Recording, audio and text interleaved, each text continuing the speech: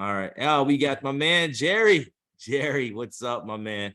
How you doing out there in Chicago? Talk to him. Hey, you hear me okay? Can Yep. hear you perfect, my friend. Awesome. First, I want to thank you just for all that you've done the past couple of weeks and what you're about to do for the next couple of weeks. The information has been invaluable. It's taught me so much about credit that I did not know. Glad to hear that. I really appreciate that. And I did one with you. It's going to be life-changing, and it's going to help me to put me on a better course for my life and for my family's lives and those around me. So I greatly appreciate that. Awesome. Looking forward. Mine is a low FICO question. I know you had the certain companies in the tier 4, lenders in tier 4. A lot of times somebody like me that's at low FICO, those are the low hanging fruit that I can get, but the limits are usually 200, 300, 500. So it's like, are those really of any use to lower utilization or to increase the limit to try and help with that? Or would they really be worth even having, to be honest?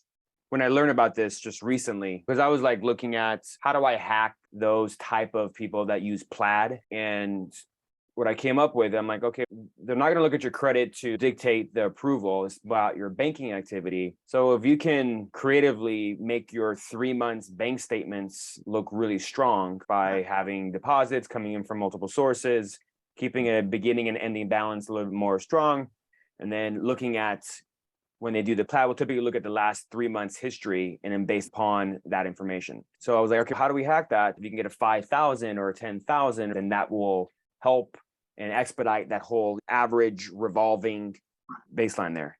So I have to really think about that. I don't want to give you the wrong answer because this is a fresh data point that kind of changed my own belief system. One of the examples that I provided last week was how I took somebody from a 500 to a 700 all within 3 weeks. And we added back those primary trade lines and an authorized user.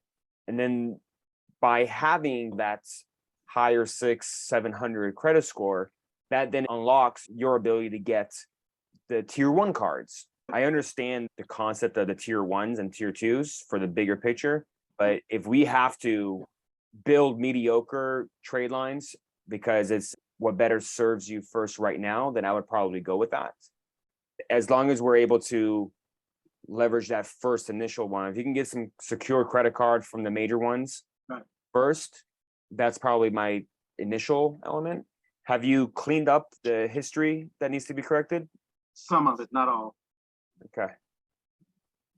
Yeah, and credit repair is becoming pretty difficult. What worked every 3 to 4 months, they changed the rules. It's like the Wild West for how things have gone though. So a lot of people in the industry are having to revamp their strategies and stuff.